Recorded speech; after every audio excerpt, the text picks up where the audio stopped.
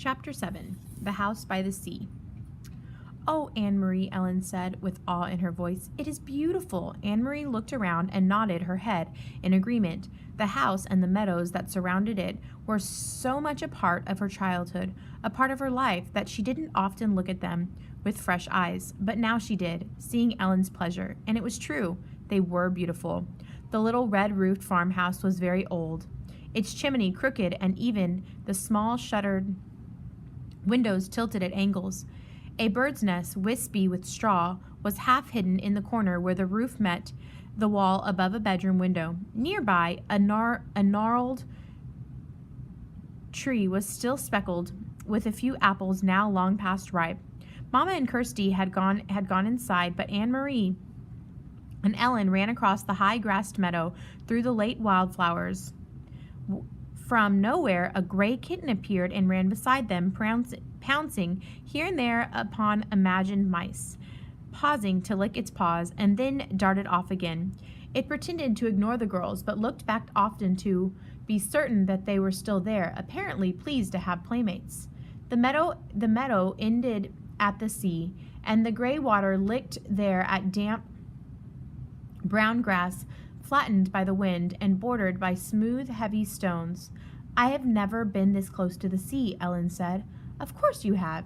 You've been to the harbor in Copenhagen 1,000,000 times." Ellen laughed. "I mean the real sea, the way it is here, open like this, a whole world of water." Anne-Marie shook her head in amazement. To live in Denmark, a country surrounded by water, and never to have stood at its edge? "Your parents are really city people, aren't they?" Ellen nodded. "My mother's afraid of the ocean," she said, laughing. "She says it's too big for her and too cold."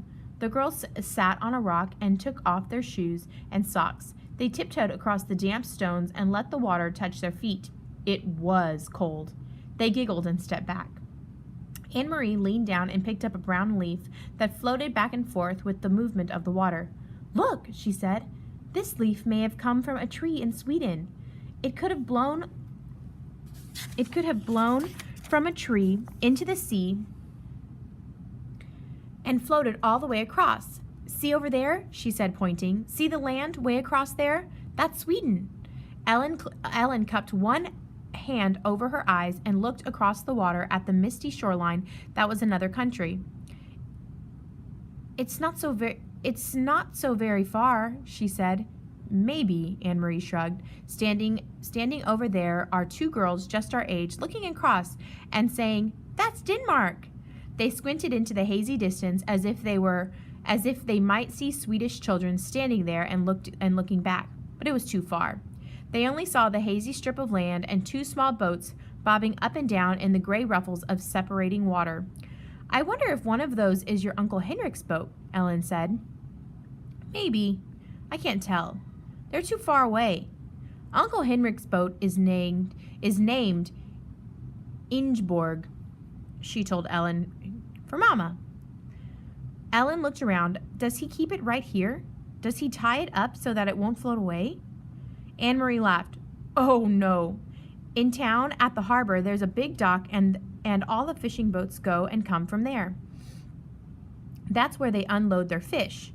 You should smell it. At night, they are all there, anchored in the harbor." "Anne-Marie, Ellen!"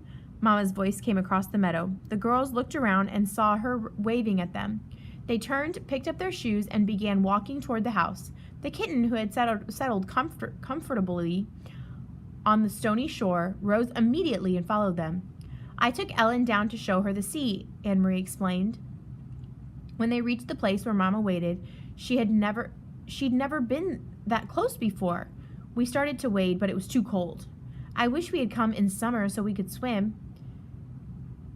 "It's cold even then," Mama said. She looked around. "You didn't see anyone, did you? You didn't talk to anyone?"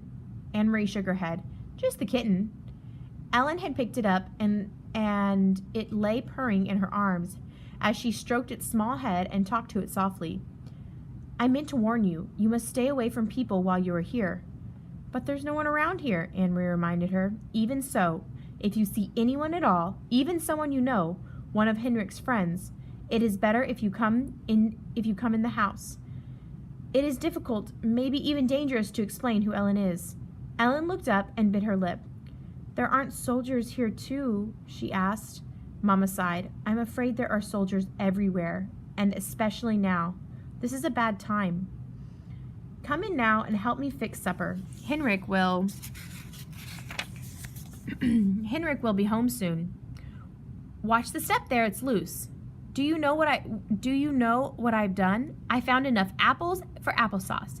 Even though there is no sugar, the apples are sweet. Henrik will bring home some fish, and there is wood for the fire, so tonight we will be warm and fed. It's not a bad time then, Anne-Marie told her. Not if there's applesauce. Ellen kissed the kitten's head and let it leap from her arms to the ground. It darted away and disappeared into the tall grass. They followed Mama into the house. That night, the girls dressed for bed in the small upstairs bedroom they were sharing, the small bedroom that had been Mama's when she was a little girl. Across the hall, Kirsty was already asleep in the wide bed that had once belonged to Anne-Marie's grandparents. Ellen touched her neck after she put on Anne-Marie's flower-sprigged nightgown, which Mama had packed. Where's my necklace? She asked. What did you do with it? I hid it in a safe place, Anne-Marie told her. A very secret place where no one will ever find it, and I will keep it there for you until it is safe for you to wear it again. Ellen nodded. Papa gave it to me when I was very small, she explained.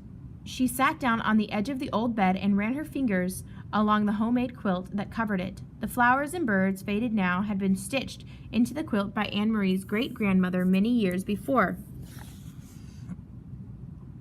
I wish I knew where my parents are, Ellen said in a small voice, as she outlined one of the appliqued birds with her finger. Anne-Marie didn't have an answer for her. She patted Ellen's hand, and they sat together silently. Through the window, they could see a thin, round slice of moon appear through the clouds against the pale sky. The Scandinavian night was not very dark yet, though soon, when winter came, the night would be not only dark but very long, night skies beginning in the late afternoon and lasting through morning. From downstairs they could hear Mama's voice, and Uncle Henrik's talking, catching up on news. Mama missed her brother when she hadn't seen him for a while. Anne-Marie knew. They were very close. Mama always teased him gently for not marrying. She asked him, laughing when they were together, whether he had found a good wife yet. One who would keep his house tidier. Henrik teased back and told Mama that she should come to Gilelge to live again, so he wouldn't have to do all the chores by himself. For a moment, to Anne-Marie listening, it seemed like all the earlier times, the happy visits to the farm in the past, with summer daylight extending beyond bedtime, with the children tucked away in the bedrooms and the grown-ups downstairs talking. But there was a difference. In the earlier times, she had always overheard laughter. Tonight, there was no laughter at all.